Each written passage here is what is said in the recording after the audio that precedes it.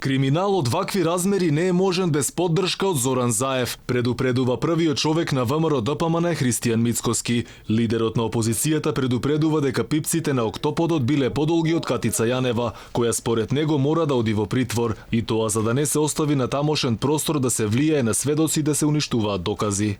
Катица Јанева не е во притвор, а истата може да избега.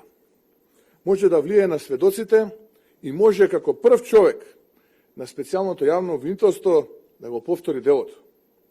Сведоци сме дека истото ово обвинителство барало притвор и за несразмерно помали случаи кои ги воделе.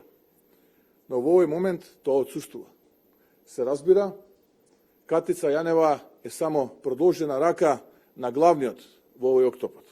Мицкоски алармира дека Зоран Заев прави се за да се спаси од криминалот. Од тука според него инсистирањето по секоја цена да се истурка законот за јавно обвинителство, што сепак во вакви услови нема да му помине. Сега е јасно зошто е предлогот на Заев за реформите за обвинителството.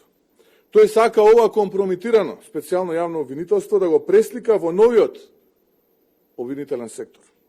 Да добиеме ново специјално јавно обвинителство, но со зголемени овластувања за зголемени злоупотреби. Сите кои ги злоупотребиле народните пари ќе одговараат пред законот, додава Мицкоски. Вели дека секоја држава има своја мафија, но само нашата мафија има своја држава.